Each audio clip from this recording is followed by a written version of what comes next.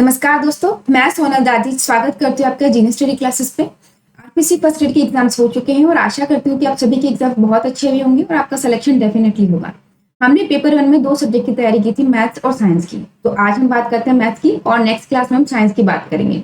तो मैथ्स में हमने 5 क्वेश्चन अटेंड हो ऐसा कोर्स किया था। मीन्स हमने जो कोर्स किया था वो था इंपॉर्टेंट टॉपिक कोर्स। मैंने आपको बताया कि मैथ्स के टोटल 8 क्वेश्चन आते हैं, वही हुआ। ग्रुप ABC तीनों में 8 क्वेश्चन मैथ्स के आए हैं। उसमें से 5 क्वेश्चन आए थे वो क्षेत्रमिति और सांख्यिकी में से आए थे। उसकी भी बात करें अगर 5 में से भी तो 2 क्वेश्चन थे सांख्यिकी के, जो मेन मोड मीडियन था, माध्य माध्यिका बहुलक, उसमें से आए थे। और 3 क्वेश्चन आए थे इसके यहाँ किसमें से, क्षेत्रमिति में से, जिसमें क्षेत्रफल और आयतन यानी एरिया एंड वॉल्यूम उसकी बात हुई थी क्षेत्रमिति में से। ठीक है, इसको इंग्लिश में मेंसुरेशन कहते हैं। ठीक है, तो ये 5 क्वेश्चन हमने कवर किए थे और 11 दिन की हमने क्लास की थी और क्वेश्चन काफी सिमिलर आए हैं उससे। 1-2 क्वेश्चन हो सकता है कि सांख्यिकी में से थोड़ा टफ आया था, बाकी सारे क्वेश्चन बहुत अच्छे आए थे। आप आराम से कर सकते हो, ऐसे क्वेश्चन थे। तो उन्हीं क्वेश्चन को आज हम सॉल्व करते हैं। मैथ्स के हम सारे क्वेश्चन सॉल्व करेंगे। मैं सोल्यूशन करवाऊंगी सांख्यिकी और क्षेत्रमिति का। बाकी जो नंबर सिस्टम के 3 क्वेश्चन बचते हैं उसके मैं आपको आंसर बताऊंगी, क्योंकि काफी लंबा वीडियो हो जाएगा, उसको भी सॉल्व करवाऊंगी। तो ठीक है, चलिए हम क्वेश्चंस पे बढ़ते हैं। सबसे पहले हम ग्रुप ए का पेपर लेते हैं, फिर ग्रुप बी, फिर ग्रुप सी। ठीक है, ग्रुप ए में देखिए सबसे पहला क्वेश्चन जो हम ले रहे हैं वो क्वेश्चन क्या है, एक बार जूम आउट कर देती हूँ मैं, आपको आराम से दिखे।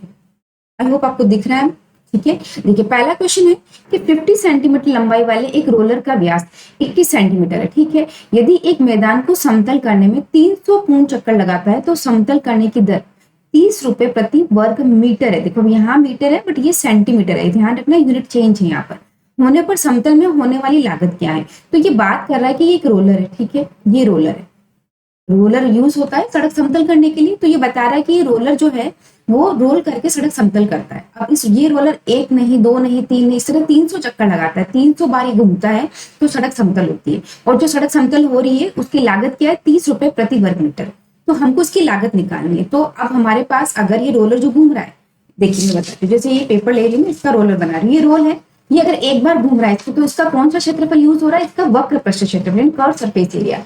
तो इस कर्व सरफेस एरिया इस रोलर का हम एक बार निकाल लेंगे और इस एक चक्कर का हमें निकलेगा तो हम 300 से मल्टीप्लाई करेंगे तो 300 चक्कर का वो क्षेत्रफल निकल जाएगा। तो हमारे पास टोटल क्षेत्रफल आ जाएगा।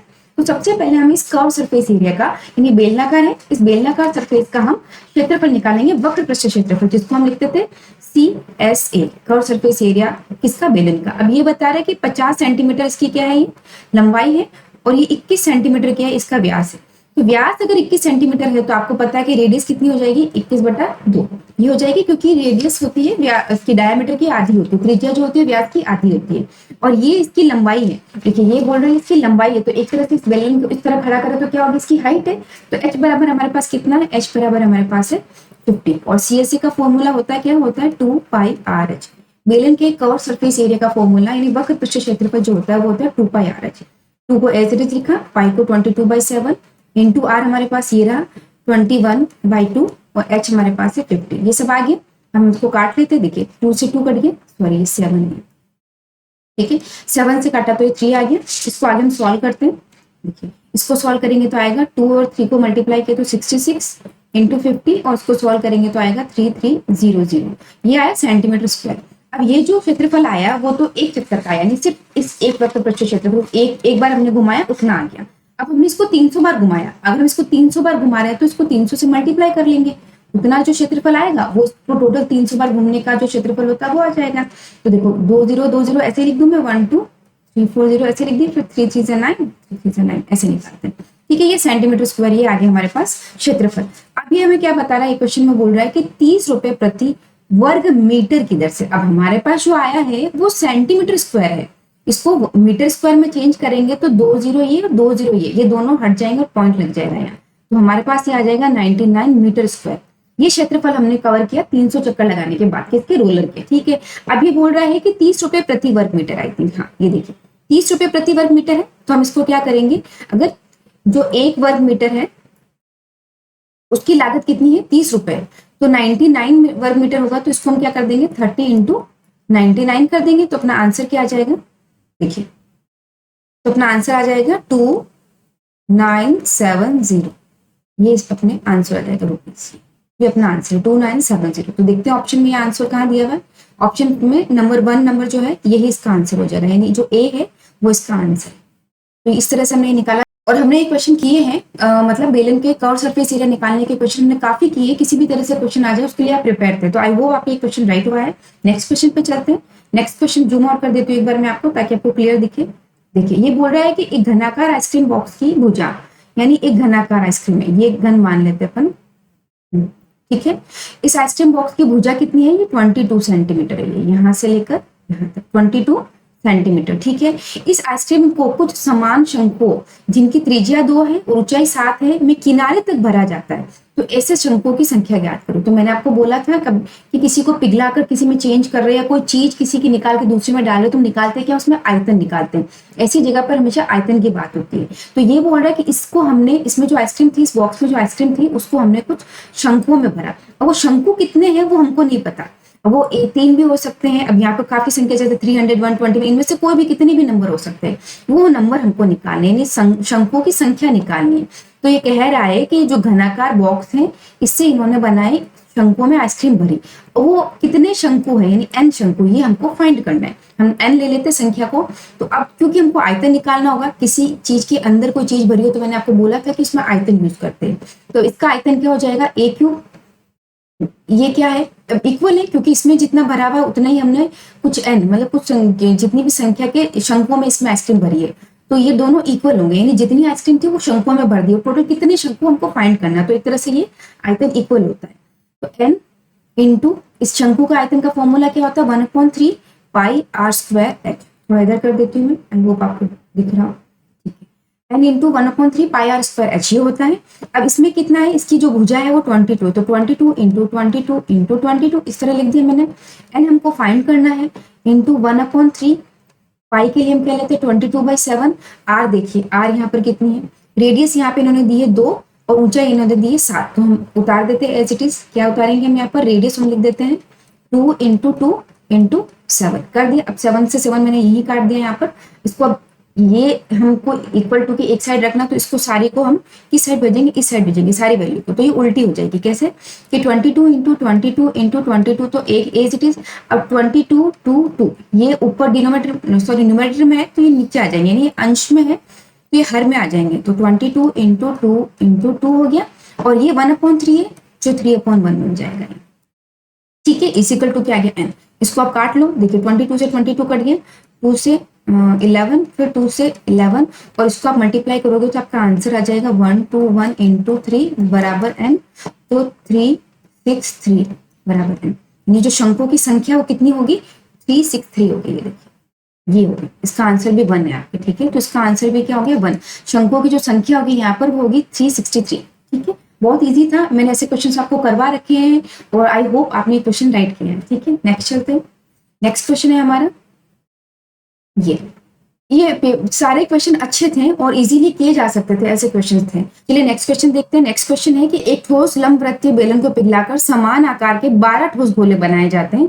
तो बेलन का व्यास 16 है, ऊंचाई 2 है सेंटीमीटर, तो प्रत्येक गोले का व्यास क्या। तो देखो मैंने आपको पहले ही बताया है कि ऐसे जो क्वेश्चन है ये कन्वर्जन का क्वेश्चन है, यानी किसी चीज को पिघलाकर दूसरी चीज में बदलना। तो इसमें क्या होता है, इनके आयतन समान होते हैं। जैसे लास्ट क्वेश्चन हमने किया था कि जो डिब्बे की आइसक्रीम थी वो हमने कौन में भरी, तो जितने कौन भरेंगे, जो जितनी आइसक्रीम होगी उतनी कौन भरेंगे अपन, तो उनका भी वॉल्यूम सेम था, वैसे ही इनका वॉल्यूम भी समान होगा। यानी ये बोल रहे ठोस लंबवृत्तीय बेलन, इस बेलन को पिघलाकर, ये देखिए ये बेलन है, ठीक है। इस बेलन को पिघलाकर इन्होंने कितने बनाए, 12 ठोस गोले बनाए, 1 2 3 4 5 6 7 8 9 10 11 12, ठीक है। ये 12 ठोस गोले बनाए इन्होंने, तो इसका वॉल्यूम इक्वल होगा क्योंकि इसी से बना हुआ है। तो हम करेंगे क्या, हम क्या करेंगे, हम बेलन का आयतन कितना होता है, ये बेलन का आयतन है pi r square h, equal to क्या हो जाएगा, इक्वल टू होगा ना, इक्वल टू क्या हो जाएगा 12 गोले के बराबर। तो 12 लिख देंगे इंटू यहाँ पर एक गोले का आयतन लिख देंगे जो होता है 4/3 पाई आर क्यूब, ठीक है। ये इक्वल हो जाएगा इन दोनों का आयतन। अब हमको निकालना क्या है, हमको आर निकालनी, त्रिज्या किसकी, गोले की त्रिज्या निकालेंगे, उसके बाद हम उसको व्यास में कन्वर्ट कर लेंगे। याद रखना व्यास निकालना है, त्रिज्या मत निकाल लेना ओनली। त्रिज्या निकालने के बाद व्यास में कन्वर्ट करना पड़ेगा। देखिए कैसे करते हैं, देखिए पाई से पाई तो यहीं पे कट गया, ये इक्वल टू की इधर पाई ये भी कट गया। आगे सॉल्व कर लेते हैं हम, हमको निकालना आर, तो आर को हम इधर ही छोड़ देते हैं और बाकी चीजें हम उधर भेजते हैं। ये इधर है आर स्क्वायर, तो हम ये वैल्यू भी लिखते जाते हैं साथ में। इसका आर कितना होगा, देखिए इसका आर है यहाँ पर, व्यास है 16 सेंटीमीटर, तो रेडियस कितनी हो जाएगी यहाँ पर, आर हो जाएगा 8 सेंटीमीटर, हाफ होता है इसका, तो 16 का हाफ कितना हो गया 8, और ऊंचाई कितनी है 2, तो हम आर नहीं लिखते हैं, आर की जगह पर हम क्या लिख देते हैं यहाँ पर 8 इंटू 2, ये तो ये हो गया, ये हो गई रेडियस और ये हो गया हाइट, आर स्क्वायर इसलिए 2 बार लिखा, ठीक है। अब इधर क्या है 12 और 4/3, ये हम इधर ले आते हैं, देखिए 12 और 4 ऊपर है तो नीचे आ जाएगा 12 इंटू 4, और 3 यहाँ पर हर में है इसलिए ऊपर आ जाएगा इंच में, ठीक है, is equal to r cube. अब इसको काटते 2 से 2 कटा, ये 2 आ गया, और हमने 3 से काटा 4 आ गया, इससे काटा 4 2 जा, इस 2 से 2 कटा, तो पीछे क्या बचा ओनली 8। तो आगे देखते r cube is equal to क्या बचा हमारे पास, r cube is equal to बचा 8 को हम लिख सकते हैं 2 की power 3 is equal to r की पावर 3, तो पावर से पावर हमने काट दी, तो आर इज इक्वल टू हमारे पास क्या है 2।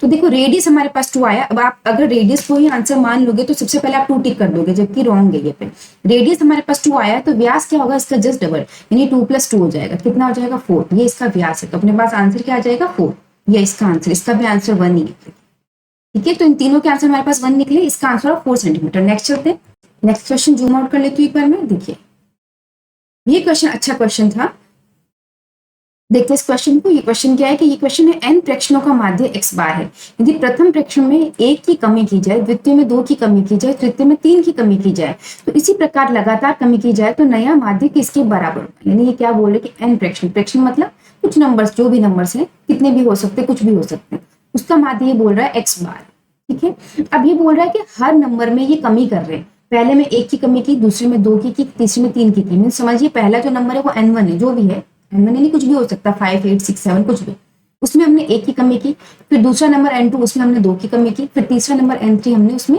3 की कमी की, माइनस है ना प्लस है, इस तरह हमने फिक्स नहीं संख्या हम कमी करते गए। तो अब ये बोल रहा है कि नया माध्य क्या होगा, इसका अब माध्य निकालेंगे हम लोग, तो क्या होगा, तो देखिए n, ये जो संख्याएं हैं ये n2 n1 n3, इसका माध्य तो ऑलरेडी हमारे पास है, क्या है x बार, ये तो हमारे पास ऑलरेडी है x बार। अब ये जो नई संख्या है 1 2 3, ये संख्या क्या है, प्राकृत संख्या है, 1 2 3 4 5, इन संख्याओं को हम कहते हैं प्राकृत संख्या, यानी प्राकृतिक संख्या, नेचुरल नंबर्स इंग्लिश में कहते हैं। तो हम क्या करते हैं, इन नंबर्स का माध्य निकाल लेते हैं और इसको इसमें से माइनस कर देते हैं यहाँ पर, क्योंकि हर एक में माइनस हो रहे हैं ना नंबर, तो इन संख्याओं का अलग से माध्य निकाल के हम इस फुल माध्य में से इसको माइनस कर देंगे, तो नया माध्य आ जाएगा। ये नया माध्य ऐसे क्यों आएगा, क्योंकि ये बोल रहा है कि कमी की जा रही है, तो हम वो संख्या जो है उनका अलग से माध्य निकाल के उसमें से कमी कर देंगे, इसकी माइनस कर देंगे, तो नया माध्य आ जाएगा। तो इसके लिए हम क्या करते हैं, इसके लिए हम प्राकृत संख्याओं का माध्य निकालते हैं। वो कैसे निकालते हैं, देखिए माध्य निकालने का फॉर्मूला क्या होता है, माध्य बराबर होता है प्राकृत संख्याओं का योग, जिसको नेचुरल नंबर्स कहते हैं, ठीक है, नेचुरल नंबर्स का योग, प्राकृत संख्याओं का योग बटा उसके क्या होता है अपॉन में उसकी संख्या, यानी जो कितनी संख्या है वो, ठीक है, ये होता है फॉर्मूला।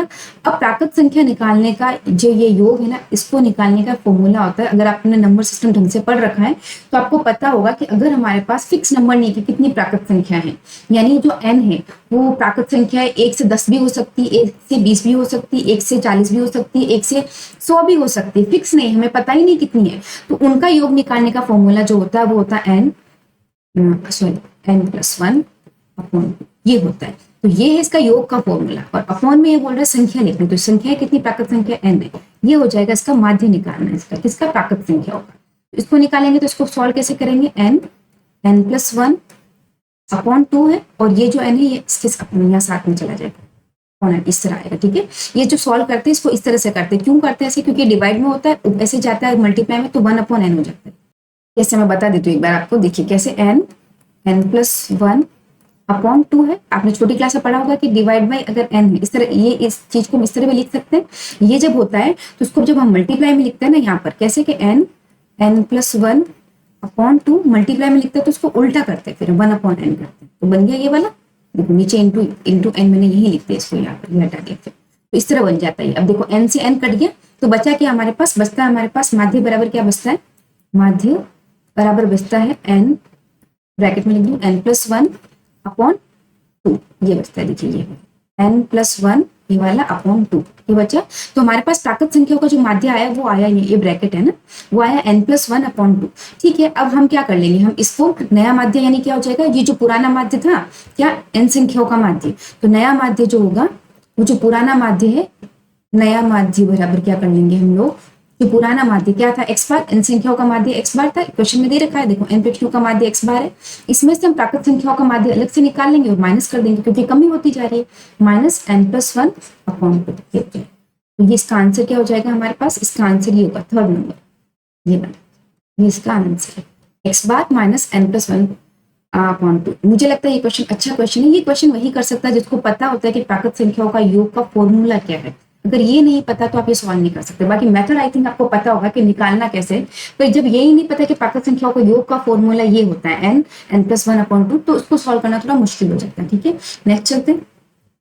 नेक्स्ट क्वेश्चन है हमारे पास, वो है ये, यदि दिए गए आंकड़ों में बहुलक एवं माध्यिका का अंतर 48 है और उन्हीं आंकड़ों में बहुलक एवं माध्य का अंतर क्या होगा। देखो ये बोल रहा है कि बहुलक और माध्यिका, यानी ये बता रहा है कि बहुलक और माध्यिका इसका जो अंतर है ये बता रही है 48 है। ठीक है, अब हमें पूछा क्या इन्होंने पूछा है बहुलक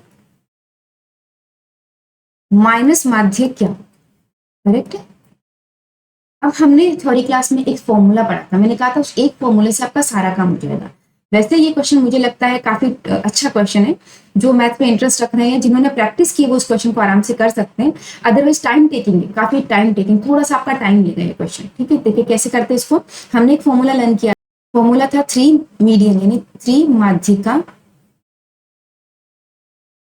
मेरी राइटिंग इतनी अच्छी नहीं है ना, चला लेना। 3 माध्यिका इज इक्वल टू बहुलक प्लस 2 माध्य। ये फॉर्मूला हमने थ्योरी क्लास में लर्न किया, तो मैंने कहा था इस एक फॉर्मूले से ही सारे काम हो जाएंगे, ये एक ही आप याद रखिए। तो देखिए इसी से हम निकालते हैं। हमारे पास क्या है, बहुलक माइनस माध्यिका है जो कि 48 है। तो हमारे पास बहुलक माइनस माध्यिका है, तो हम बहुलक को और माध्यिका को माइनस में लाना, तो हम इसको इस तरह से लिख सकते हैं। कैसे लिख सकते हैं कि बहुलक हम यही छोड़ दें, ठीक है, बराबर 3 माध्यिका है, ये माइनस कर देंगे क्योंकि ये 2 माध्य इधर आएगा तो 2 माध्य आ जाए, माइनस में आएगा। ठीक है, ये हमारे पास फॉर्मूला बन गया। अगर मैं इसको फ्लिप करूं तो ऐसे लिखूंगी, क्या लिखूंगी, बहुलक बराबर 3 माध्यिका -2 माध्य। डन, करेक्ट है। अब इसमें क्या है, देखिए हमको निकालना है, हमारे पास दिया हुआ है बहुलक माइनस माध्यिका, यानी अगर मैं एक माध्यिका इधर भेजती हूँ तो हमारे पास 48, हम इस तरह, ये जो 48 की वैल्यू है वो यहाँ लिखी जा सकती है, तो मैं बहुलक को यही छोड़ दूंगी। ठीक है, और ये इस माध्यिका को इसको हम इस तरह से लिख सकते हैं, क्या लिख सकते हैं कि एक माध्यिका ये प्लस 2 माध्यिका, 2 और 1 3 बन रही है ना, देखो 2 and 1, एक माध्यिका प्लस 2 माध्यिका जी का तो 3 माध्यिका बन रही है। यानी मैं इसको इस तरह से लिख दूं तो इस एक माध्यिका को मैं कहाँ भेज दूंगी, इसके पास बहुलक की तरफ भेज दूंगी। तो हो क्या जाएगा, नीचे लिखते हैं यहाँ पर बहुलक माइनस ये माध्यिका इधर आ जाएगी, बराबर यहाँ पर क्या बच जाएगा, 2 माध्यिका बच जाएगी, क्योंकि 3 में से एक मैंने इधर भेज दिया, तो यहाँ क्या बचा, 2 माध्यिका, मीडियन बोल देती हूँ मतलब ज्यादा इजी, 2 मीडियन माइनस 2 मीन। ठीक है, ऐसे लिख देते हैं, 2 मीडियन माइनस 2 मीन बच जाता है। अब ये देखो इसमें 2 कॉमन है, तो मैंने 2 को बाहर लिखा, तो इसमें क्या बचा, इसमें बचता है मीडियन, माध्यिका को मीडियन कहते हैं, माइनस मीन। ठीक है, अब आपको पता है कि इसकी वैल्यू जो है वो 48 है। ठीक है, इस 2 को मैं अगर इधर भेजूं तो ये क्या जाएगा, अपॉन में चला जाएगा, ये 2 इधर भेजूं तो अपॉन में चला जाएगा, यहाँ से हट जाएगा, ये कटेगा तो आएगा 24। यानी हमारे पास जो वैल्यू है मीडियन माइनस मीन की, वो वैल्यू क्या है हमारे पास आई है 24। इसलिए आई मीडियन बराबर मतलब होता है माध्यिका माइनस माध्य की वैल्यू जो हमारे पास आई वो 24 आई। ठीक है, अब प्रॉब्लम क्या है, देखिए प्रॉब्लम ये कि हमारे पास जो वैल्यू आई वो पूछी नहीं, पूछी तो हमको बहुलक माइनस माध्य पूछा है, हमको क्या पूछा, बहुलक माइनस माध्य। तो हमको एक फॉर्मूला इसमें और करना पड़ेगा, निकालना पड़ेगा। कैसे कि ये जो हमारे पास है बहुलक इज इक्वल टू 3 माध्यिका माइनस 2 माध्य, तो हमको बहुलक का निकालना, यानी इस बहुलक के साथ हमको एक माध्यिका भेजनी है इधर, और यहाँ जो वैल्यू बनेगी वो हमको फाइंड करनी। कैसे, देखिए जैसे बहुलक है बराबर है 3 माध्यिका -2 माध्य, यही है, करेक्ट है।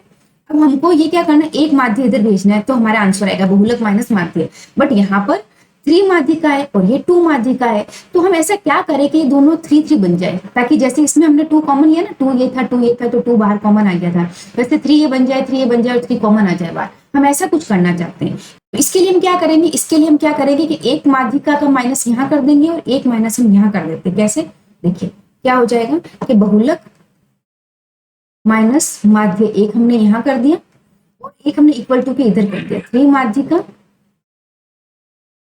-2 मीन यानी माध्य, इसको ब्रैकेट में रखा मैंने और यहाँ पे लिख दूंगी मैं एक माइनस मीन एक और, यानी एक जो माध्य, अब देखो मैंने एक जो है एक माइनस मैंने इधर किया और एक माध्य को माइनस मैंने इधर किया, इसका मतलब माध्य ही होता है ना, कंफ्यूज मत हो जाना, इधर मीन लिख दिया इधर माध्य लिख दिया, ठीक है। तो एक माध्य मैंने इधर माइनस कर दिया, एक इधर कर दिया माइनस, तो एक ही बात है, इक्वल टू के दोनों तरफ अगर सेम टू सेम चीज माइनस करो, सेम टू सेम चीज प्लस करो, ये सेम टू सेम चीज मल्टीप्लाई करो, डिवाइड करो, उससे कोई फर्क नहीं पड़ेगा, वो सेम ही रहती है। तो हमने दोनों तरफ एक एक माध्य माइनस कर दिया, तो इसमें क्या हो जाएगा, ये हो जाएगा 3 माध्य का, और देखो माइनस और माइनस क्या हो जाएगा प्लस, तो माइनस साइन तो माइनस का आएगा क्योंकि बड़ा है, तो 2 और 1 क्या हो जाएगा 3 मीन हो जाएगा। देन अब ये हम यहाँ पर क्या करेंगे 3 कॉमन ले लेंगे और बीच में अंदर क्या बचेगा माध्य का माइनस माध्य, करेक्ट। अब माध्य का माइनस माध्य जो वैल्यू है वो हमारे पास यहाँ आई हुई है, ये जो वैल्यू है ये है 24। देखिए एक बार जूम करके दिखा देती हूँ मैं थोड़ा आपको, ये देखिए ये वैल्यू हमने निकाली थी, माध्य का माइनस माइनस की 24 हमारे पास आई थी, median minus mean is equal to 24 हमने निकाला था, तो हम ये लिख देते हैं यहाँ पर क्या आ जाएगा 3 इंटू ये 24 आ जाएगा, इसकी वैल्यू हमारे पास है, तो ये कितना बन जाएगा 72। तो इसकी जो वैल्यू हमारे पास आ रही है किसकी, बहुलक माइनस माध्य की वैल्यू, ये हमारे पास क्या आई है 72। क्वेश्चन थोड़ा लंबा आपको लग रहा है क्योंकि मैं बड़ा समझा के लिख रही हूँ, अगर मैं खुद से करूँ मुझे अगर आता है तो मुश्किल से मुझे 2 मिनट भी नहीं लगेंगे, 1 मिनट में आराम से क्वेश्चन हो जाता है क्योंकि आपको मेथड आता है तो आप फटाफट कर पाते हो। मैं समझा रही हूँ इसलिए इसमें टाइम लग रहा है, ठीक है। इसका आंसर क्या आ रहा है 72, थोड़ा लंबा था बट अच्छा क्वेश्चन था ये, तो इसका अपना आंसर हो जाएगा ये 72। इस क्वेश्चन का आंसर है नंबर 3 72, ठीक है। नेक्स्ट चलते हैं, नेक्स्ट क्वेश्चन है अपने पास, वो क्वेश्चन है नंबर सिस्टम के, जो नंबर सिस्टम मैंने कहा ना 3 क्वेश्चन आते हैं उसके, वो क्वेश्चन से ये, तो फटाफट से इसके आंसर देख लेते हैं डायरेक्ट हम लोग। इस क्वेश्चन में है कि यदि 3 1/x minus y 2/5 is equal to 2 3/5 है तो x y का मान क्या होगा, जहां x और y वास्तविक संख्या है तो इसका मान सीधा सीधा 1 है। मैंने इसको सॉल्व किया तो इसका आंसर क्या आया, x और y इसका इज इक्वल टू 1 है, ठीक है। मैं इसको सॉल्व करके नहीं दिखा रही हूँ क्योंकि वीडियो काफी लंबा हो जाएगा, जो कोर्स हमने किया था मैं उसी के क्वेश्चन सॉल्व करके बता रही हूँ। आप कमेंट बॉक्स में कमेंट कर देना अगर आपको लगता है कि इसके आंसर भी मुझे करके बताने चाहिए तो मैं एक वीडियो अलग से बना के बता दूंगी आपको, ठीक है। देखिए समीकरणों का युग्म 2x + 3y is equal to 7 और a - bx + a + by is equal to 3a + b - 2 संपाती रेखाएं दर्शाता। संपाती रेखाएं क्या पता आपको, संपाती रेखाएं एक के ऊपर एक सेम टू सेम रेखा है। इसके कहने का मतलब है कि ये जो समीकरण है ना उसी का सेम रेशियो का समीकरण दूसरा बनेगा, यानी इसको इस समीकरण को अगर आप 2 से मल्टीप्लाई कर दो तो जो समीकरण बनेगा, इसी समीकरण को आप 3 से मल्टीप्लाई कर दो तो जो समीकरण बनेगा वैसा ही समीकरण का आपका आंसर आएगा। नेक्स्ट जो समीकरण होगा ना उसका आंसर वो आएगा, तो वो होती है संपाती समीकरण, एक तरह से संपाती रेखाएं दर्शाते वो समीकरण, ऐसे 2 समीकरण, ठीक है। तो संपाती मतलब क्या होगा, उसी रेशियो में ये नंबर्स बढ़ेंगे, उसके जो कोएफिशिएंट है एक्स वाई के वो उसी रेशियो में बढ़ते हैं जिस रेशियो में ये वाला समीकरण है, ठीक है। तो इसका आंसर वैसे ये आ जाएगा। इसको करना ज्यादा टफ है, इससे बेटर है कि इसकी वैल्यू आप इसमें पुट करके देखो तो वो ज्यादा इजीली हो जाता है, ठीक है। नेक्स्ट क्वेश्चन है यदि बहुपद ax² + 5x + c में x - 2 और x - 1/2 का पूरा भाग चला जाए तो इसमें से a = c की वैल्यू क्या होगी। तो करना क्या होता है, देखो इसको क्या करते हैं हम, x - 2 = 0 है तो x = 2 का वैल्यू रख देंगे और इसमें पुट कर देंगे, ठीक है। फिर ये है x - 1/2 = 0 लेते हैं तो x = 1/2, इन दोनों वैल्यूज को हम पुट करते हैं, समीकरण को इक्वल करते हैं, फिर इससे आंसर निकाल लेते हैं, ठीक है। इससे आंसर क्या आपका क्या आएगा, ये a = c, ये इसका आंसर आ जाएगा, ठीक है। नेक्स्ट होते हैं, नेक्स्ट क्वेश्चन ग्रुप बी। ये देखो अब ग्रुप बी में हमारे को सेम में जो कह रही हूँ 5 क्वेश्चन जो आए थे वो क्वेश्चन आए हैं संख्या की और क्षेत्रमिति में से, और 3 क्वेश्चन जो आए वो नंबर सिस्टम में से आए हैं। तो जो 5 क्वेश्चन है वो मैं सॉल्व करवाऊंगी, जो 3 क्वेश्चन है उसके मैं आंसर आपको बता दूंगी, ठीक है। चलिए चलते हैं, क्वेश्चन नंबर 1 है हमारा, एक बार जूम आउट कर लेती हूँ ताकि आपको अच्छे से दिखे, हिंदी वाला जूम आउट कर रही हूँ, ठीक है। क्वेश्चन नंबर 1 है, एक कक्षा में लड़कियों का औसत भार 54 किलोग्राम है और उसी कक्षा में लड़कों का औसत भार 64 किलोग्राम है। यदि कक्षा के सभी विद्यार्थियों का औसत भार 57 किलोग्राम है तो कक्षा में लड़कियों का प्रतिशत कितना होगा। देखिए इन्होंने भार दिया है और पूछा है संख्याएं, है ना। इन्होंने हमको दिया क्या है, औसत भार दिया है और पूछी है लड़कियों की संख्याएं, भार नहीं पूछा है, रेशियो भार का नहीं पूछा है, संख्याएं पूछी है। तो इसको हम कैसे करेंगे सॉल्व, देखो एक बार हम नंबर्स याद कर लेते थोड़ा। लड़कियों का औसत भार 54 है, लड़कों का 64 है और टोटल ये है। तो एक बार हम नया पेपर ले लेते इसमें। तो देखो हमारे पास दिया हुआ क्या था, गर्ल्स का औसत भार कितना था हमारे पास 54 kg, ठीक है। और बॉयज का औसत भार क्या था हमारे पास 64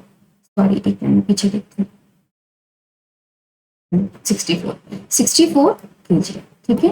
और टोटल जो बॉयज एंड गर्ल्स से मिला के, यानी टोटल जितने भी बॉयज एंड गर्ल्स है उनका जो औसत भार है वो 57 kg है, ठीक है। हमको निकालना क्या है, हमको निकालना है नंबर ऑफ गर्ल्स, ये हमको फाइंड करनी है।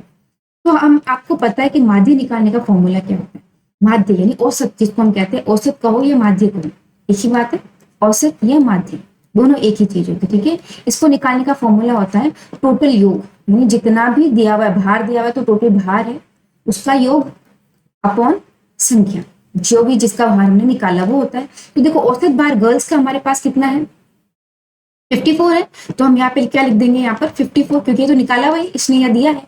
अब इसकी जो टोटल भार का योग है वो हमारे पास नहीं है, तो टोटल भार का जो योग है वो हमारे पास नहीं, तो हम लिख देते हैं कि टोटल भार इतना वो हमारे पास नहीं है अपॉन संख्या क्या करते हैं, देखो संख्या हम इसको मान लेते हैं x है, number of the girls x मान लेते हैं, number of the boys y मान लेते हैं, ठीक है।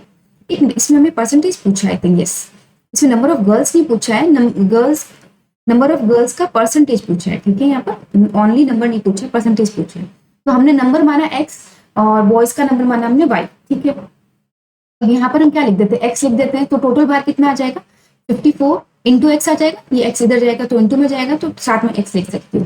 तो ये टोटल भार क्लास में जितनी भी लड़कियां हैं इसका टोटल भार ऑफ गर्ल्स या टोटल वेट ऑफ गर्ल्स है ना, आधा अधूरा हिंदी नहीं है, ठीक है। टोटल वेट ऑफ गर्ल्स यानी जितनी भी क्लास में लड़कियां हैं उनका टोटल वेट है वो 54x है। इसी तरह टोटल वेट किसका, टोटल भार जो है ऑफ बॉयज देती हूँ, ठीक है। बॉयज का कितना हो जाएगा, इसी तरह हम निकाल लेंगे तो 64x, क्योंकि यहाँ 64 लिखेंगे, सॉरी यहाँ y आएगा, नंबर ऑफ बॉयज यहाँ पे हम y लिखेंगे और उसको मल्टीप्लाई करेंगे तो 64y आ जाएगा, ये हमारे पास आ गया। अब हमें क्या निकालना है, औसत लड़कों का जो औसत वेट, सॉरी पूरी क्लास का जो औसत वेट है वो हमारे पास है यहाँ पर हमको फाइंड क्या करना है x और y, ये कितना हमको ये फाइंड करना है। तो देखो हम टोटल क्लास का है ना औसत कितना हो जाएगा, गर्ल्स का वेट प्लस बॉयज का वेट अपॉन गर्ल्स का नंबर क्या है x और बॉयज का नंबर प्लस, यही हो जाएगा। क्योंकि क्या होता है माध्य का फॉर्मूला, औसत का फॉर्मूला राशियों का योग बटा राशियों की संख्या, राशियों का योग यानी गर्ल्स का जो योग है बॉयज का जो योग है ये प्लस उनकी संख्या, तो ये x और y इसको प्लस कर दिया, ये निकल गया हमारे पास। ये आपको अगर आता है ये वाला है ना तो आप आराम से इस क्वेश्चन को सॉल्व कर सकते थे, बहुत ईजी है, ज्यादा टफ नहीं है क्वेश्चन, आराम से किया जा सकता था, बस x y लेना था हमको और कुछ नहीं करना था। अब देखो गर्ल्स का वेट हमारे पास कितना आ गया था, यहाँ पर 54x था, बॉयज का वेट 64y था, अपॉन क्या है x plus y is equal to यहाँ पर क्या आ जाएगा, टोटल जो क्लास का औसत वेट है वो 57 है। डन। अब इसको हम एक समीकरण के फॉर्म में इक्वेशन के फॉर्म में लिख देंगे, क्या हो जाएगा 57 मल्टीप्लाई में x प्लस वाई इधर चला जाएगा, इजिकल टू बच जाएगा 54x प्लस 64y। डन, क्योंकि ये इस तरफ जाएगा तो ये मल्टीप्लाई में जाएगा इस तरफ। अब 57 एक बार मल्टीप्लाई x से होगा, एक बार मल्टीप्लाई y से होगा, तो 57x प्लस 57y बराबर 54x प्लस 64y। डन। अब इसको देखो x को एक तरफ कर देते हैं, y को एक तरफ कर देते हैं, x को इधर ले आते हैं, y को उधर ले जाते हैं, 57x माइनस 54x बराबर 64y इधर है माइनस 57y इधर ले आते हैं, ठीक है। अब इसको सॉल्व कर रहे हो तो देखो 3x आ रहा है और इसको सॉल्व कर रहे हो तो आ रहा है आपके 7, ठीक है। तो ये आ गया हमारे पास। अब इसको अगर मैं और अगर डायरेक्ट आप करना चाहो तो देखो, अगर आप ध्यान देते इसको मैं डायरेक्ट में करती ना तो देखो आप यहाँ पर देखते हैं टोटल ये 57 है, इसको 57 में से 54 अगर माइनस करते तो क्या बचता 3 और 64 में से 57 माइनस कर रहे तो क्या बच रहा है 7। इसको हम डायरेक्ट भी निकालते पर आपको समझ में नहीं आता, ये तभी कर सकते हो जब आपके क्वेश्चन की बहुत अच्छी प्रैक्टिस हो, तो आपको पता चलेगा हमने क्यों माइनस किया, डायरेक्ट क्यों किया, इसलिए मैंने पूरा मेथड करके बताया आपको। अब 3x में इधर 7y है, इसको मैं क्या करूंगी xy को इधर ले आऊंगी और 3 और 7 को इधर ले जाऊंगी, तो देखो x का x y को मैं इधर लाऊंगी तो अपॉन में आएगा, फिर ये 7 का 7 और 3 को मैं इधर लाऊंगी तो ये अपॉन में आएगा 3। और मैंने आपको बताया कई बार रेशियो में जब मैंने करवाया था कि जब कभी आपके पास ऐसी वैल्यू आए तो समझ लो x 7 है और y 3 है, यही मान के चलो, यानी जो गर्ल्स की संख्या है वो 7 है, बॉयज की संख्या y है, यानी x बराबर है 7 और y बराबर है 3, इसी को मान लो, सबसे इजीएस्ट मेथड है। यानी क्लास में टोटल 10 बच्चे हैं, उसमें से 7 लड़कियां और 3 बॉयज। अब आप बताओ गर्ल्स का परसेंटेज क्या होगा। यानी 10 में से अगर 7 लड़कियां तो परसेंटेज पे क्या करेंगे, मल्टीप्लाई करेंगे, 0 से 0 काटेंगे, यानी 70%। तो गर्ल्स का परसेंटेज कितना है, 70। तो ये अपना आंसर हो जाएगा। यहाँ पर इसका आंसर क्या हो जाएगा, 70%। इस क्वेश्चन में करना क्या था, आपको ये पता रखना था कि इसका जो फॉर्मूला है ये फॉर्मूला अगर पता था ना आपको, टोटल क्लास में गर्ल्स का वेट, बॉयज का वेट, और उसको एक्स वाई मान लो, नीचे प्लस में लिख दो, आराम से इसका आंसर आ जाएगा। प्लस ये वाली चीज, ये चीज मैंने कई बार मैथ्स की क्लास में बता रखी है कि जब कभी आपके पास इस तरह अपॉन में आए, सामने नंबर आए, तो वेरिएबल्स की वैल्यू सामने वाली सेम टू सेम मान लो, सबसे अच्छा होता है रेशियो में। तो ये रेशियो में निकाला, एक तरह से 7 ही मान लिया, यानी 7 गर्ल्स है, 3 बॉयज है, टोटल 3। जो क्लास की संख्या वो 10 थी, 7 और 3 कितना होगा, टोटल 10 में से 7 लड़कियां होगी, उसका परसेंटेज निकाला तो 70। डन। नेक्स्ट चलते हैं, नेक्स्ट क्वेश्चन है हमारा। ये तो बहुत ही इजी क्वेश्चन है, ये क्वेश्चन अगर किसी ने छोड़ा है तो फिर क्या ही कहूँ मैं कि मतलब इस फॉर्मूले में रखो और वैल्यू निकालो, इतना इजी क्वेश्चन है ये। तो देखो, निम्नलिखित मंटन का बहुलक क्या होगा। मैंने कई बार आपको एक क्वेश्चन करवा रखा है, ठीक है। तो इसका आंसर क्या हो जाएगा, इसका आंसर ये वाला है। कैसे निकालना उसका फॉर्मूला मैं बता देती हूँ आपको। इसका आंसर के निकालने का फॉर्मूला था बहुलक यानी मोड, ठीक है। मोड इक्वल टू था L plus F1 minus F upon 2 F1 minus F0 minus F2 H। देखो बहुलक क्या होता है, बहुलक वो होता है जो सबसे ज्यादा रिपीट हुआ होता है। तो देखो मैं वैल्यूज आपको बता देती हूँ। सबसे ज्यादा रिपीटेड कौन सा है, ये 26, इसकी आवृत्ति सबसे ज्यादा है, तो इसकी है, इसको हम F1 लेते हैं, इसके ऊपर F0 होता है और इसके नीचे F2 होता है। डन। और जो L होता है वो लोअर लिमिट होती है किसकी, जिसका हमने क्लास ली है, ये वाली, ये 201, ये इसकी लोअर लिमिट है, ये L हो जाता है, ठीक है। और H क्या होता है, हाइट, यानी इन दोनों के बीच में 201 202 है, इसके बीच में गैप कितना है। तो देखो एक ही का गैप है 201 तो 202, तो H बराबर यहाँ पे कितना हो जाएगा 1। इन सब वैल्यूज को आप यहाँ लिख दोगे तो आपका आंसर आ जाएगा ये 201.70, ये इसका आंसर, ठीक है। नेक्स्ट चलते हैं, नेक्स्ट क्वेश्चन है ये तीनों क्वेश्चन जो है वो क्षेत्रमिति में से है और बहुत ही अच्छे क्वेश्चन है, इजी है। ये भी आई होप आपने किए हो। मैं जूम आउट कर देती हूँ, फिर अपन एक एक करते हैं, ठीक है। ये क्वेश्चन है, 3 समान घनों को एक के बाद एक जोड़कर एक घनाभ बनाया जाता है। इस प्रकार बने घनाभ व एक घन के पृष्ठीय क्षेत्रफलों का अनुपात क्या है। इसको सबसे अच्छा समझने का तरीका है, जो इस रूम में आप बैठे समझिए, घनाभ के आकार का रूम है, तो ये घनाभ इधर बनाते हैं, ये घनाभ के आकार का रूम है। तो ये क्या होगा, इसका एक, इसकी साइड होगी, इसकी लंबाई चौड़ाई ऊंचाई तीनों समान होगी क्योंकि घन है, घन की लंबाई चौड़ाई ऊंचाई समान होती है। इसके पास में एक और घन रखूंगी और इसके पास में एक और घन रखूंगी, तो इसकी जो चौड़ाई है और ऊंचाई है उसमें कोई डिफरेंस नहीं आएगा। यानी जिस रूम में आप बैठे हो, इसके पास ऐसा का ऐसा रूम है, उसके पास ऐसा का ऐसा रूम है, तो देखिए इस रूम की हाइट में चेंज नहीं आया है, न इस रूम की चौड़ाई में चेंज है। किस में चेंज है, इसके साथ अगर तीनों को जोड़ो तो उसकी लंबाई में चेंज आया है। तो ये जो नया घनाभ बन रहा है ना, ये 3a हो जाएगा, क्योंकि इसकी जो चौड़ाई और ऊंचाई होगी वो सेम टू सेम होगी। तो इसमें निकालना क्या है कि इस प्रकार बने घनाभ और घन के पृष्ठीय क्षेत्रफलों का अनुपात हमको निकालना है। तो देखो इसको सॉल्व करते हैं। देखिए एक घन था, एक घन बना लेते हैं यहाँ पर, ठीक है। इस घन के साथ हमने ऐसा सेम टू सेम ऐसे 3 घन हमने जोड़े ऐसे। अब इन दोनों के क्षेत्रफलों का अनुपात, क्योंकि पहले घनाभ लिखा है मैंने फिर घन लिखा, क्यों लिखा है, क्योंकि क्वेश्चन में बोला पहले घनाभ फिर घन के पृष्ठीय क्षेत्रफलों का अनुपात, तो जैसे इन्होंने बोला हमको वैसे ही करना है। तो अब ये क्या बन गया 3a, ठीक है, जबकि ये क्या था a। इसकी तो लंबाई चौड़ाई ऊंचाई तीनों क्या है, सेम टू सेम, तो 6a² होता है इसका फॉर्मूला, और इसका फॉर्मूला होता है 2lb into BH into LH। ये फॉर्मूला होता है किसका, पृष्ठीय क्षेत्रफल निकालने का। तो अब देखो यहाँ पर L कितना है, यहाँ पर 3a, जबकि B कितना है a और H कितना है a, और घन में तो सारी साइड इक्वल होती है, तो सारी साइड क्या हो जाएगी, a हो जाएगी। तो ये तो इसका सेम टू सेम ही रहेगा, यानी 6a² का यही रहेगा 6a²। अब यहाँ पर क्या चेंज होगा, हम L की जगह 3a, B की जगह a और H की जगह a लिखते हैं और उसको सॉल्व करते हैं, ठीक है, करते हैं। L की जगह मैंने 3a लिखा, ये 3a, और ये B की जगह ये क्या होगा, हमें यहाँ पर a होगा, तो 3a इंटू a, ये हम जब करेंगे इसको, है ना, तो क्या बन जाएगा 3a² बन जाएगा। डन। सॉरी प्लस है यहाँ पर, नहीं मल्टीप्लाई में नहीं, यहाँ पर प्लस आता है, सॉरी रॉन्ग लिखा मैंने, यहाँ प्लस आएगा, ठीक है, ये प्लस होता है। अब b देखो यहाँ पर क्या a है और h क्या है, यहाँ पर a है, तो a इंटू a, क्योंकि इन दोनों के बीच में कोई साइन नहीं है, देखो b h यानी a इंटू a होगा, तो क्या बन जाएगा ये a², तो यहाँ पर a² लिख देती हूँ मैं। फिर अगेन L क्या है, L है यहाँ पर 3a, और H क्या है यहाँ पर a है, इंटू a आएगा तो a² बन जाएगा, ये यहाँ पर बन जाएगा इन तीनों को सॉल्व करने का। अब देखो 3 और 3 6 और 1 7, तो यहाँ पर क्या बन जाएगा 2 7a², उसको मल्टीप्लाई करोगे 2 से तो 14a² बन जाएगा, इस थ्रू 6a² बन जाएगा, a² से a² कट गया, 2 से काटे तो 7 और 3 यानी 7:3। इसका आंसर क्या आ जाएगा, जो रेशियो आएगा वो होगा 7:3। ये अपना आंसर लीजिएगा। देखो कौन से नंबर का ये आंसर है, ये वाला है। इसका आंसर क्या हो, सेकंड। ठीक है, इस तरह से करना था हमको, बहुत इजी था, टफ नहीं था ये क्वेश्चन। ये भी मैंने इसकी प्रैक्टिस आपको अच्छी खासी करवा रखी कि कोई परसेंटेज बढ़ जाए तो उसको कैसे सॉल्व करना। तो मैंने एक नहीं, दो नहीं, तीन क्वेश्चन इसके करवा रखे थे आपको। तो आई होप ये क्वेश्चन भी आपने किया है। यदि एक ठोस गोले का पृष्ठ क्षेत्रफल 44% से बढ़ाया जाता है तो उसके आयतन में प्रतिशत वृद्धि कितनी होगी। अब देखो ये बोल क्या रहा है, बोला पृष्ठ क्षेत्रफल में 44% बढ़ाया है और पूछा क्या है आयतन में। कैसे करेंगे इसको, देखिए एक नया पेपर लेते हैं अपन। ये बोल रहे गोला है, उसका जो पृष्ठ क्षेत्रफल है, पृष्ठ क्षेत्रफल का फॉर्मूला क्या होता है, 4πr²। ठीक है, इसको इन्होंने कितना बनाया, बढ़ाया 44% बढ़ाया। और उसके आयतन में, आयतन का फॉर्मूला 4/3πr³। आयतन में क्या इफेक्ट पड़ा है, क्या इफेक्ट पड़ा में आंसर में क्या है, परसेंटेज, यानी उसके आयतन में कितने परसेंट की वृद्धि हुई। तो हम निकाल लेते हैं, क्या करते हैं हम कि पहले इसको देखते हैं। माना ऐसे मान लेते हैं हम लोग कि पहले इसका जो पृष्ठ क्षेत्रफल था, यानी जो पहले इस गोले का क्षेत्रफल था वो 100 मानते, क्योंकि कैलकुलेशन इजी होती है 100 से, इसलिए मैं 100 मानते हैं। फिर 44% बढ़ाया तो जो नया बना वो कितना बना, 140। डन।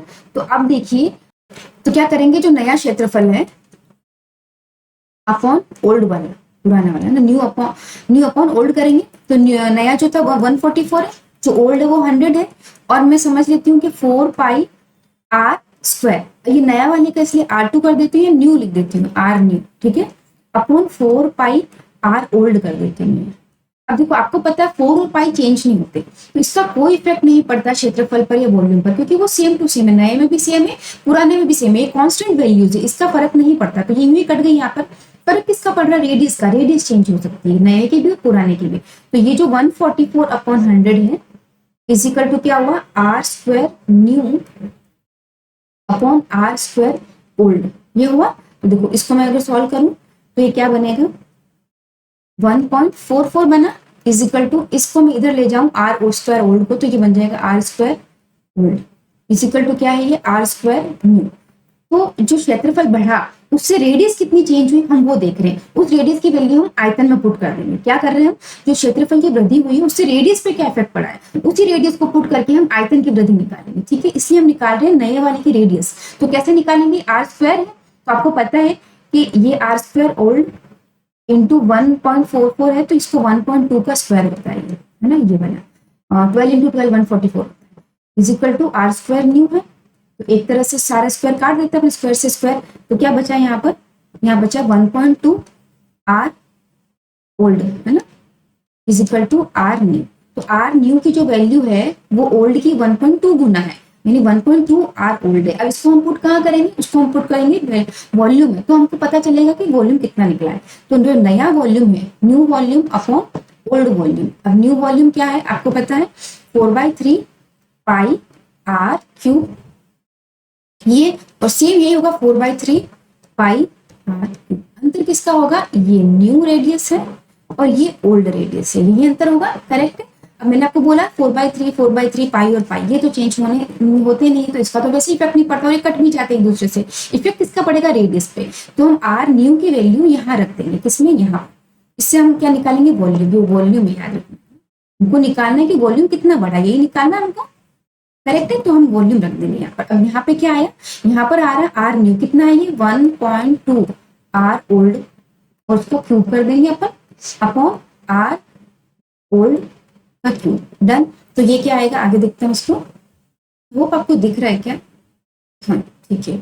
ये आगे सॉल्व करते हैं तो क्या आता है, 1.2 into 1.2 into 1.2 upon R old का क्यूब इंटू R ओल्ड का क्यूब। क्योंकि हमने R ओल्ड की यही वैल्यू पुट की, R न्यू की ये वैल्यू पुट की, तो यहाँ R ओल्ड आ गया, यानी पुरानी वाली रेडियस आ गई, इससे कट गया। और इसको आप मल्टीप्लाई करोगे तो आपका आंसर आ गया 1.782, ये आपका आंसर आ जाएगा। ठीक है।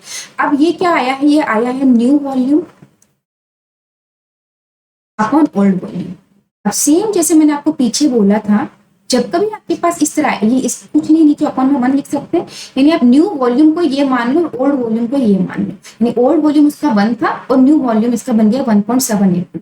अब बोल रहे कितने परसेंट की वृद्धि हुई, तो वेरी सिंपल, क्या है कि न्यू में से आप माइनस करोगे ओल्ड का तो आपको पता चल जाएगा कितने परसेंट की वृद्धि हुई। तो 1 में से 1.782 माइनस करोगे तो आपको पता है कि 0.782 की वृद्धि हुई है। किसमें इतनी? और परसेंटेज निकालने के लिए क्या होगा, इस परसेंटेज निकालने के लिए हम करेंगे कि जो वृद्धि हुई है कितने में से, किसके ऊपर हुई, ओल्ड के ऊपर निकालते वृद्धि, यानी ओल्ड वाला जो वॉल्यूम है उसके ऊपर वृद्धि कितनी हुई इंटू 100 करते हैं, यही फॉर्मूला होता है। देखो वृद्धि इतनी हुई, ओल्ड क्या है यहाँ पर, ओल्ड वॉल्यूम 1 है, इंटू 100 कर देंगे तो अपने पास आ जाएगा 78.2%।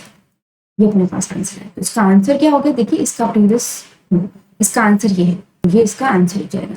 आपको लग रहा होगा टफ है, बट जिसने इसको 2-3 बार कर रखा है, ऐसे क्वेश्चन कर रखे, वो आराम से कर सकता है। उसको दिमाग में सीधा आएगा कि रेडियस पे इफेक्ट पड़ेगा।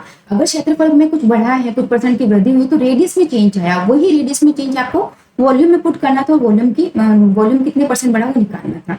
और सबसे अच्छा मेथड लगता है मुझे ये, जब कभी आपको रेशियो सेम टू सेम निकालना तो जो सामने लिखे उसको सेम टू सेम वैल्यू मान लो, आंसर आराम से निकल जाता है। ठीक है, नेक्स्ट चलते हैं अपन।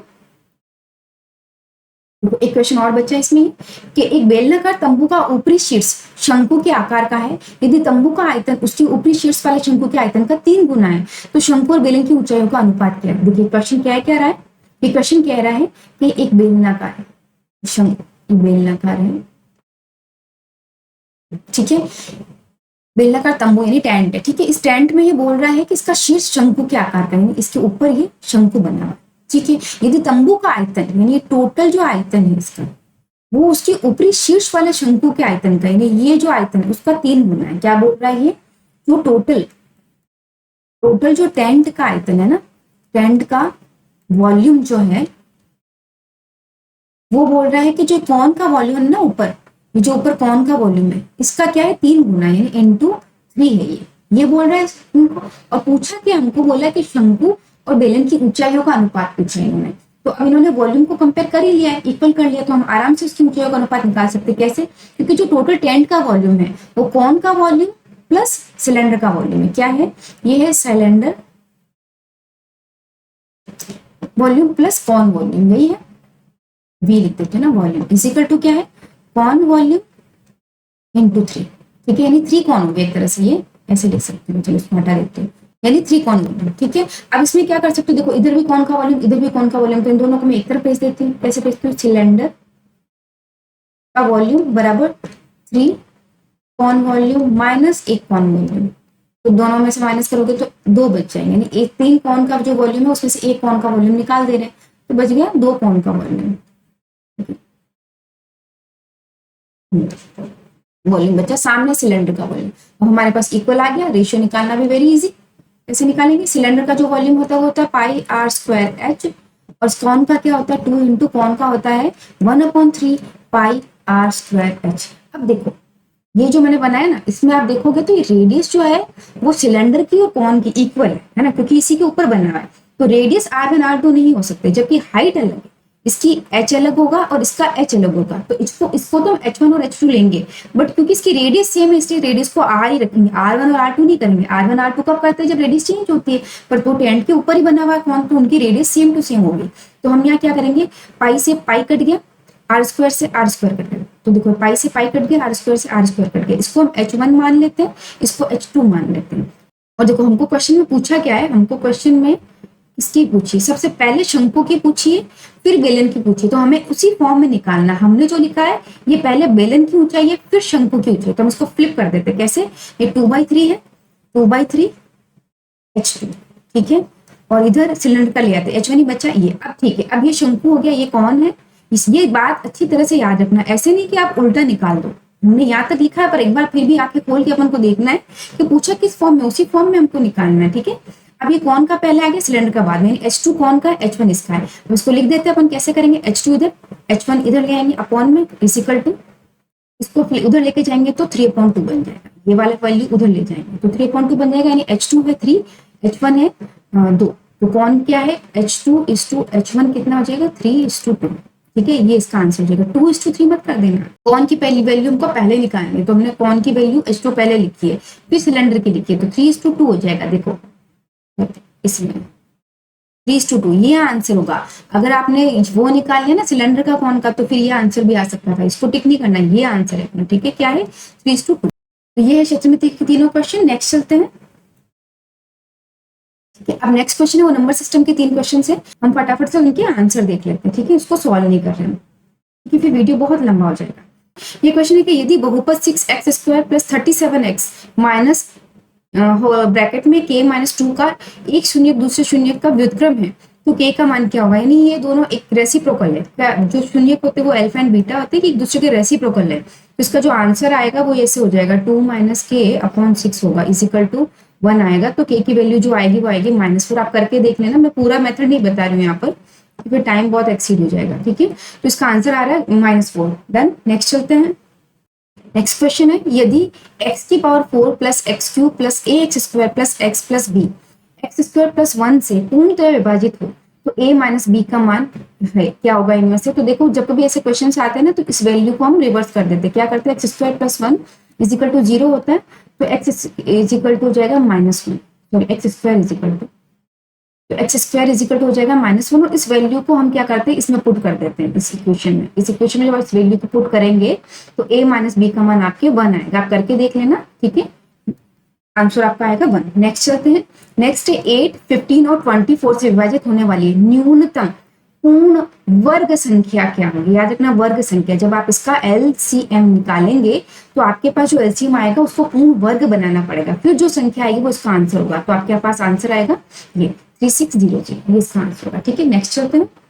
अब ग्रुप सी आ गया है, हमने ग्रुप ए और ग्रुप बी के सारे क्वेश्चंस कर लिए, ग्रुप सी के कर रहे हैं लोग। ठीक है, अब देखिए अगेन ये संख्या के टॉपिक में से आया हुआ है कि निम्नलिखित बारंबारता वितरण का माध्यिका ज्ञात करनी है। ये टेबल हमको दी हुई है और इसमें से हमको बताना है कि इसकी माध्यिका कौन सी है। तो देखो आपको एक बार मैं थोड़ा हॉरिजॉन्टली लिख देती हूँ टेबल को। 2, 5, 7। देखो इसको माध्यिका निकालने के सबसे पहले हम आरोही अवरोही क्रम में व्यवस्थित करते हैं, तो मैं इसको कर देती हूँ। देखो पहले 12 है फिर 10 है, तो मैं पहले 10 लिखती हूँ, फिर 12 लिखती हूँ, फिर 15 लिखती हूँ। ठीक है, ये सीक्वेंस आ गया। अब इसमें इसकी बारंबारता यानी फ्रीक्वेंसी कितनी वो लिख देती हूँ। 5, 3, 12 और 10 की कितनी है, ये 7 है ना, ये लिखूंगी। और 12 की 5, फिर ये 5 लिखूंगी और फिर 8 ये लिख दूंगी। ठीक है, ये है इसकी फ्रीक्वेंसी। फ्रीक्वेंसी का मतलब क्या हुआ कि ये कोई भी नंबर कितनी बार आया, जैसे 2 है, ये फ्रीक्वेंसी इसकी 5 यानी 2 यहाँ पर 5 टाइम लिखा हुआ है। इसको टेबल फॉर्म में इस तरह लिखा है। फिर है 5, तो 5 यहाँ पे 3 टाइम लिखा हुआ है। ये इसको टेबल फॉर्म में इस तरह। 7 यहाँ पे 12 टाइम लिखा है, तो 7 ये 1, 2, 3, 4, ये 5, ये 6, ये 7, ये 8, ये 9, ये 10, ये 11, ये 12। ठीक है, और 10 यहाँ पे 7 टाइम लिखा, तो ये 10, ये 10, ये 10, ये 7 टाइम एंड सो ऑन, जैसे आगे लिखे हुए मैं लिखती जाऊंगी। ये माध्यिका मतलब ये इस तरह से डेटा दिया हुआ था, उसको टेबल फॉर्म में इन्होंने ऐसे अरेंज कर दिया। ठीक है, ये अनग्रुप डेटा है, ग्रुप डेटा नहीं है। देन अब ये बोल रहे हैं इसकी माध्यिका निकालनी। तो आपको पता है जब अनग्रुप डेटा की माध्यिका हम निकालते हैं तो जो टोटल बारंबारता है, कोई नंबर कितनी बार आया है, इन टोटल नंबर्स को हम जोड़ देते हैं। तो हमारे पास आप जोड़ोगे इसको तो टोटल आएगा 40 इसका। तो हम इसका क्या करते हैं n/2 करके 40/2 यानी कौन सा पद हम लेंगे वो निकालते हैं। तो हमारे पास क्या आएगा 20। अब आपको पता है कि ये n/2 करने के बाद जो पद हम निकाल रहे हैं यानी टोटल 40/2 किया तो 20वां पद हमको 20 नंबर पे जो माध्य होगा वो हमको लेना है। बट क्योंकि 20 इवन नंबर है तो ये बीच का नंबर नहीं होता है कभी भी। ऑड नंबर जो होता है वो बीच का नंबर होता है। तो यानी ये जो पद है और उसके आगे वाला पद यानी n और n+1वां पद हम लेंगे। तो n यहाँ पर क्या है 20 और इसका n+1 ये पद हम लेंगे और इसका माध्य निकालेंगे।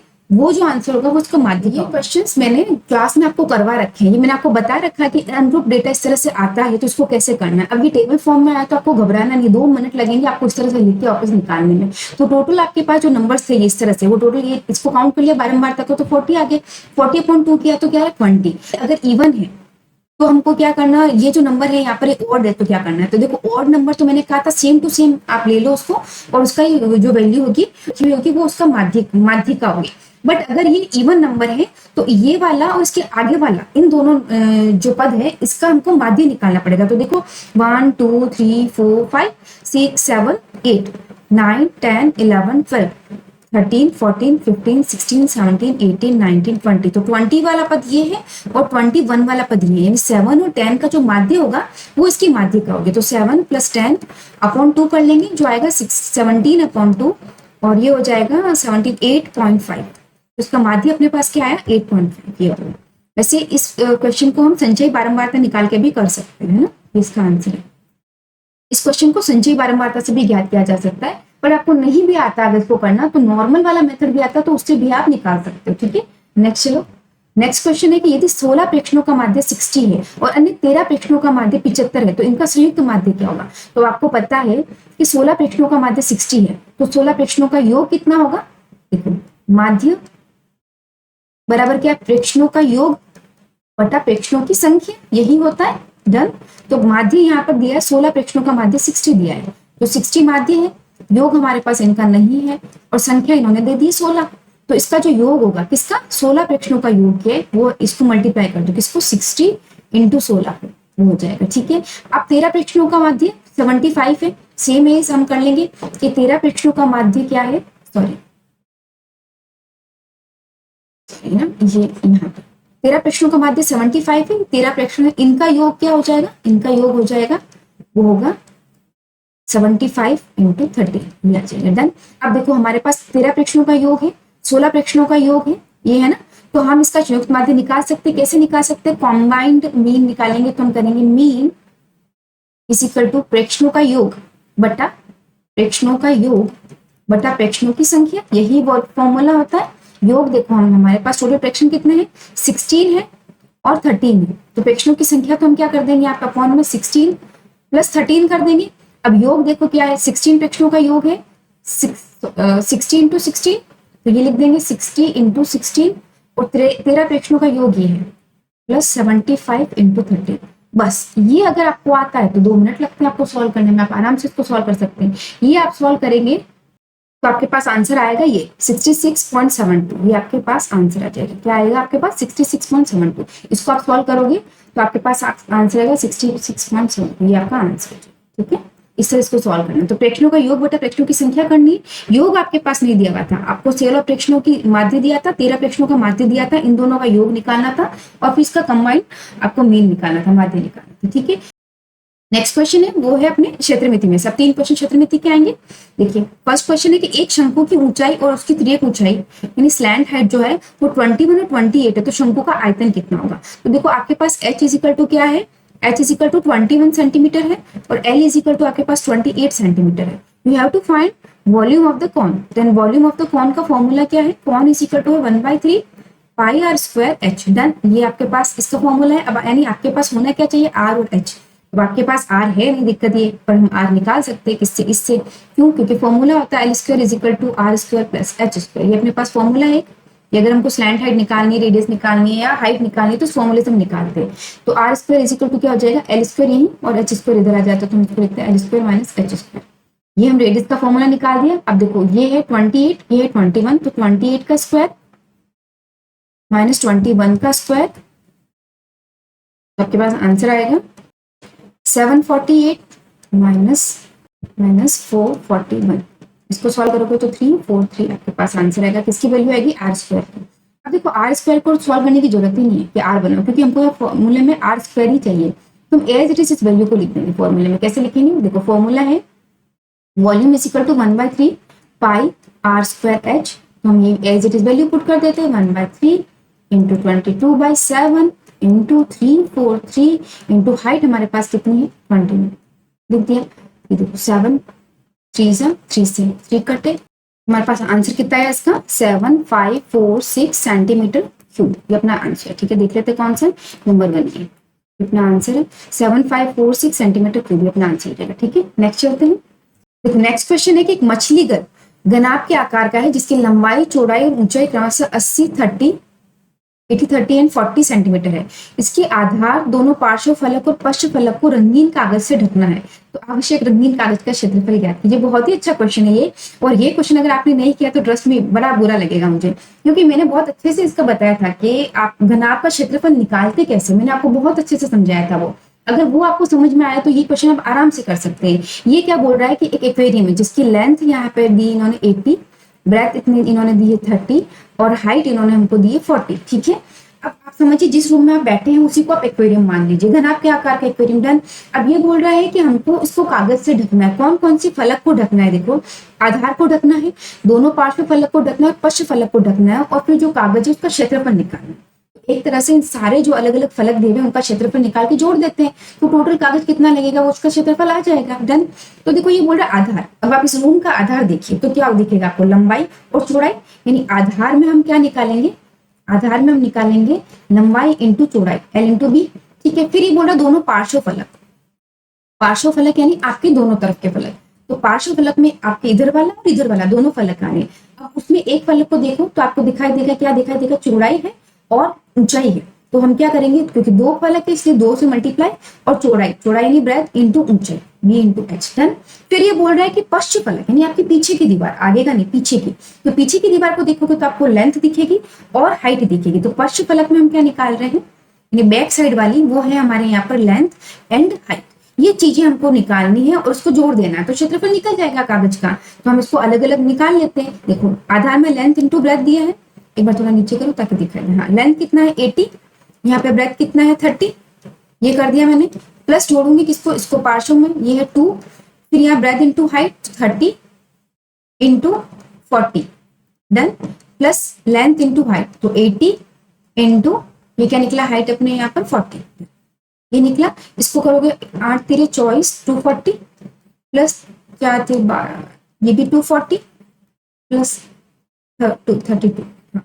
इसको आप जोड़ोगे तो आपके आंसर आएगा 8123 सेंटीमीटर स्क्वायर, ये आपका आंसर निकलेगा। तो इसका जो आंसर है वो है 8000 वर्ग सेंटीमीटर। ये बहुत ही अच्छा क्वेश्चन, बहुत ही इजी क्वेश्चन था, बहुत कम टाइम में आप इसको सॉल्व कर सकते थे। ठीक है। तो नेक्स्ट क्वेश्चन पे चलते हैं अपन। नेक्स्ट क्वेश्चन है 10.5 सेंटीमीटर त्रिज्या वाले एक ठोस गोले को पिघलाकर छोटे छोटे शंकों में ढाला जाता है। प्रत्येक शंकु की त्रिज्या इतनी है, ऊंचाई इतनी है, तो शंकों की संख्या ज्ञात कीजिए। जैसे ग्रुप ए में या बी में ऐसा क्वेश्चन जस्ट हमने किया है, उसमें आया था सेम टू सेम क्वेश्चन है। ये क्या बोल रहा है कि एक गोला है, ठीक है, इसको पिघलाकर हमने कुछ शंकों में ढाला है। अब वो शंकों की संख्या हमको नहीं पता, शंकों में ढाला है वो संख्या हमको नहीं पता। एक शंकु का वॉल्यूम निकाल लेते हो तो जितनी संख्या उससे मल्टीप्लाई कर देंगे तो टोटल वॉल्यूम निकल जाता है, जो इस गोले का वॉल्यूम भी होगा। यानी ये दोनों इक्वल होंगे। एक गोले को पिघलाकर हमने खूब सारे शंकु बनाए, तो उन दो सारे शंकुओं का वॉल्यूम और उस गोले का वॉल्यूम बराबर होता है। यही हम कर रहे हैं। तो गोले का वॉल्यूम क्या होगा, गोले का वॉल्यूम है 4/3 पाई आर क्यूब।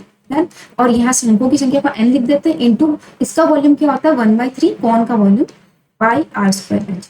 ठीक है। अब यहाँ पर r की वैल्यू h की वैल्यू जो है वो पुट कर देते हैं और n निकाल देते हैं। तो देखो गोले की त्रिज्या इन्होंने हमको बोली 10/10.5, तो हम पहले यहाँ से पाई से पाई काट ही देते हैं हम लोग, है ना। ये 3 से 3 भी कट गया, तो पीछे बचा क्या 4r क्यूब। तो 4 इंटू 10.5 का क्यूब, ठीक है, इजिकल टू n इंटू यहाँ क्या बचा, रेडियस यहाँ पे कितनी इन्होंने दी 3.5 का स्क्वायर है, याद रखना ये क्यूब नहीं है ना, ये क्यूब है ये स्क्वायर है, इंटू हाइट इन्होंने दी 6। डन। अब हम निकाल लेते हैं। n निकालने के लिए क्या करेंगे, इसको हम क्या भेजेंगे इक्वल टू के इधर, तो ये अपॉन में चला जाएगा। 10.5 into 10.5 into 10.5 done is equal to n। अब ये इसको हमने इधर भेजा तो हमने लिखा 3.5 इंटू 3.5 इंटू 6। एम आई राइट। डन। कोई दिक्कत नहीं। 35 3 से 10.5 होता है, 35 3 से होता है 0.7 कट गया। ठीक है। डन है। ठीक है। अब हम क्या करेंगे, 3 2 जा काट दिया, 2 2 जा काट दिया, 3 2 जा 6 इंटू 10.5 इजिकल टू n है। तो 0 आ जाएगा 63, पॉइंट आ जाएगा, एक के बाद पॉइंट एक के बाद पॉइंट, तो ये n, यानी शंकुओं की जो संख्या है वो 63 होगी। तो अपना आंसर क्या हो जाएगा यहाँ पर, ये 63, ये अपना आंसर है। ठीक है। नेक्स्ट चलते हैं। नेक्स्ट है वो संख्या पद्धति वाला जो टॉपिक है, यानी एक जो मैंने टॉपिक छोड़ा उसमें से 3.5 क्वेश्चन है, उसका हम सीधा सीधा आंसर देख लेते हैं। ठीक है। ये द्विघात बहुपद के शून्यों के व्युत्क्रमों यानी रेसिप्रोकल्स का योग क्या होगा। जो समीकरण है वो है ac(x² + b² - ac(x+1) इस क्या होगा। इसका आंसर आप सॉल्व करोगे तो ये आएगा 3rd नंबर, ac - b²। मैंने इसको करके देखा है, काफी अच्छा खासा क्वेश्चन है ये, इसका आंसर ये होगा। ठीक है। नेक्स्ट चलते हैं। एक ही समीकरणों का युग्म है, एक युग्म ये एक युग्म ये है, ये अनंत हल है। तो इसमें हमको निकालना क्या है, k बराबर k की वैल्यू क्या होगी। देखिए ये k की वैल्यू, इसको सबसे अच्छा तरीका है कि 3x है ना, यहाँ पर भी हम 3x बनाते हैं, तो टोटल पूरे समीकरण को 3 से मल्टीप्लाई करेंगे, फिर इसको काटेंगे, फिर आंसर निकाल लेते हैं। तो इस तरह आपका आंसर आएगा k बराबर 6। ये भी मैंने करके देखा है, देन आपका आंसर निकाला और मैं भी आपको बता रही हूँ। नेक्स्ट चलते हैं। यदि एक इक्वेशन ये है, एक इक्वेशन ये है, तो हमको इस इक्वेशन का मान क्या है पता करना है, यानी a बराबर 1 plus root 5 plus root 7 and b बराबर रूट 5 माइनस रूट 7 माइनस 3 है, जो कि a square plus B square minus 2a plus 6b minus 10 में रखने पर मान क्या होगा, तो इसका जो आंसर होगा वो होगा यहाँ पर 4, है ना, ये इसका आंसर होगा। इसमें आइडेंटिटीज लगेगी दो, इसकी आइडेंटिटी अलग लगेगी, इसकी अलग लगेगी, फिर इसमें वैल्यू को इसमें पुट करेंगे हम और फिर इसका आंसर निकलेगा, तो 4 आंसर आएगा। काफी अच्छा क्वेश्चन है ये, मेरे हिसाब से ऐसे क्वेश्चन ना अटेंड करो तो ज्यादा बेटर, काफी लंबा प्रोसेस हो जाता है ये, बाकी क्वेश्चन बहुत अच्छा था ये इसका। तो नंबर सिस्टम के क्वेश्चन थोड़े टफ आते हैं, संख्या की और क्षेत्रमिति के क्वेश्चन थोड़े इजी आते हैं, अच्छे आते हैं, इसीलिए मैंने आपको कहा था कि 8 में से 5 क्वेश्चन आप सिर्फ 11 क्लासों से कवर कर सकते थे। तो बहुत ही अच्छा पेपर आया था, बहुत टफ नहीं था, बहुत ईजी भी नहीं था, मॉडरेट लेवल के क्वेश्चन थे सारे आपके। तो ये आपका जो ग्रुप ABC तीनों के मैंने मैथ्स के क्वेश्चन करवा दिए हैं। आई होप आपको मेरी क्लासेस पसंद आई थी और आप उससे प्रॉफिट मिला है और आपने क्वेश्चन किए हैं, मैं उम्मीद करती हूँ कि आपका सिलेक्शन हो जाएगा। ठीक है, अब हम नेक्स्ट जो करेंगे वो साइंस का करेंगे, क्योंकि हमने साइंस का कोर्स भी किया है, तो उसके कितने क्वेश्चन मेरे नोट्स में से आए हैं, कितने क्वेश्चन टफ थे, कितने इजी थे, उसका सारा एनालिसिस हम करेंगे, वो नेक्स्ट क्लास में करेंगे। तो आज के लिए बस इतना ही, मिलते हैं अपनी अगली क्लास में, तब तक के लिए धन्यवाद, थैंक यू।